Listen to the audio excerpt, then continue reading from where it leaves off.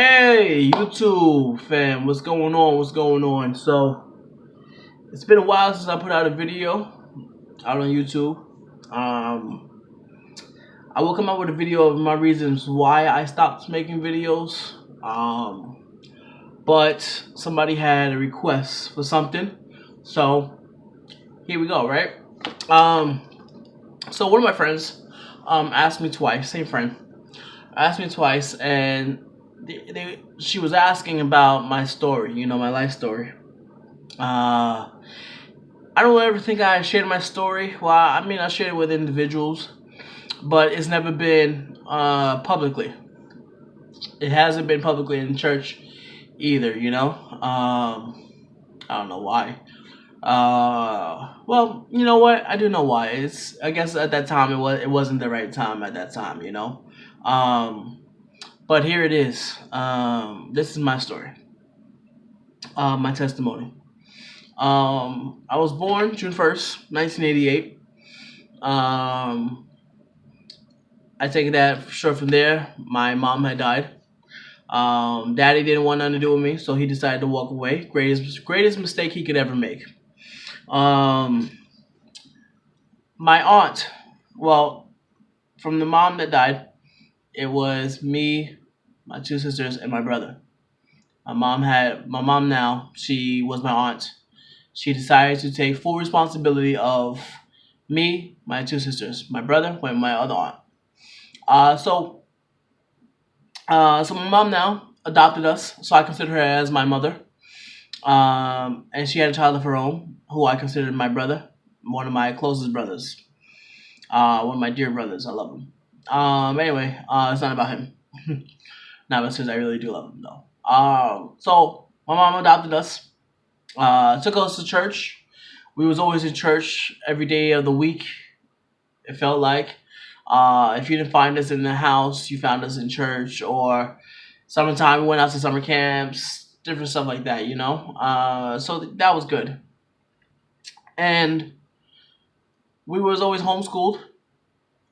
She homeschooled all four of us, 2 girls, 2 boys. And we all 4 of us, the one that was in the living house, we are all 4, we're 2 years apart from each other. So that lets you know how close we are relatively in age, So like I said, she always took us to church. It was always what I known, grown, started from the age of 4.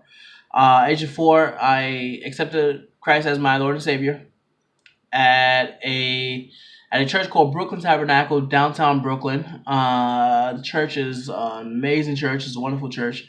Run by Pastor Simbla. I believe he still runs it. And it was really good, When I went down, Pastor Simbla would take all the kids in the office. This is one of the best memories I have, and I've always locked it in my brain, One of the memories is that he would like the kids who received Christ as their Savior, as Lord and Savior. He would take them to the office, and he would give them gummy bears, and he would explain the plan of salvation to the kids, so they can really understand why and what they're getting into, So that was good. And so at the age of 4, I was always a prayer warrior. I was always praying. Everybody needed healing. Anybody needed whatever. I was always praying, and they would always call me up, say, "Hey, can we speak to Charles? We need healing." Okay, Charles. And that's what it was, But of course, shortly after that, the world just seemed better. The world just seemed like a better option, I would say maybe about the age of 7 or whatever. I don't know. The world always seemed better. So I turned to the world things, But it was nothing crazy. I can tell you that it was nothing crazy that I've done. But back in 2001, well, actually in 2000, I think in 2000, we switched to another church because Brooklyn Tabernacle was moving downtown Brooklyn, even further downtown. And it was just too big. My mom was like, no, we got to go somewhere else. So we followed my mom. And we went to a church called Christ Tabernacle in Glendale, Queens, which they're still operating, which is really another good church. They got different locations too, but they're another good church too. We went there back in 2001, and that's when I got baptized. It was also the year that me and my two sisters, we decided we did not want to live in the house no more. We did not want to deal with my mom's rules. We did not want to deal with my mom at all. So we booked it. My older sister's boyfriend, he yelled at me. He was like, "Hey, what are you doing here? You have no right being here. No right, no right." Brought him back home. And now, of course, I had to follow my mom's rules. Of course, I had to follow whatever she said. So I got beaten that day. Trust me, I couldn't sit for a while. Um, Came back in the house and really living life, but living the Christian life and then living the secular life. Christian life, secular life.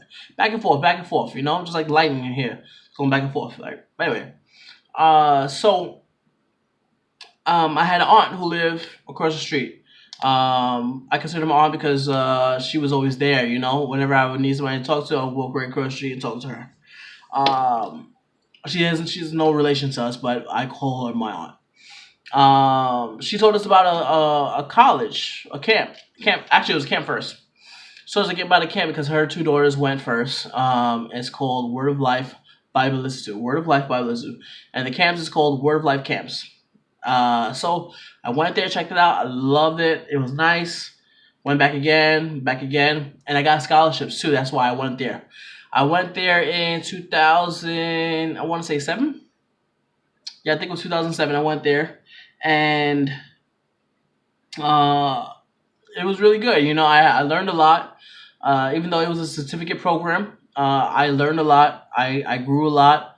But back in 2009, came back home, did my own thing, started working, and met some really cool people along the way, that really shaped my life, turned my life to something else. Of course, I was still following God in the world, God, world, and of course that can't happen. It's you're either for God or you're not.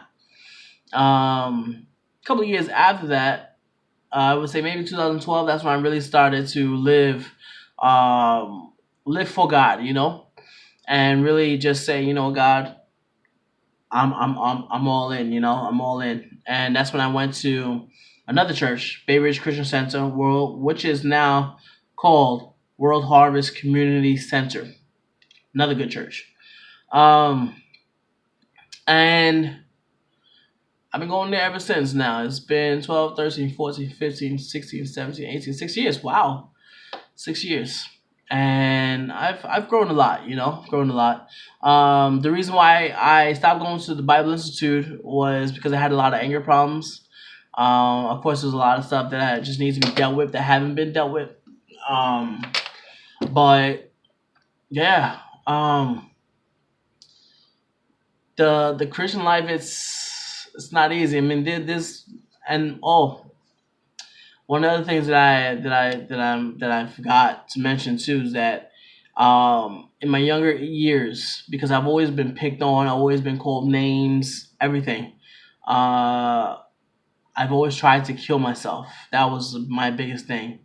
I didn't like my life. I could care less about my life. It was just like whatever. I'm not important in His world, and I just want to take my life. And God spared me all through that.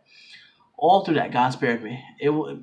God spared me all through that. Like that's all. That's all that I can say. That's really what. That's really what I can say. That God has spared me through that. So if there's anybody who's feeling depressed, feeling suicidal thoughts, give it to God, because God can change your life. God can make it a 360, turn it all around, turn what seems bad to good. It can happen, but you need to give it to God personally, Um, and and now here we are, 2018. Life is still good, Um, Now it's all about just seeing where God will take me to for the years to come, So that's my story. Hopefully you guys enjoyed it. If you guys are blessed by it, let me know. If you guys like it, give it a thumbs up. If you don't like it, give it a thumbs down. I won't be upset. Yeah. Take care, guys. And I'll see y'all next time. And I'll give you all the video of why I stopped making videos in the next segment, alright? Take care, guys. Be blessed.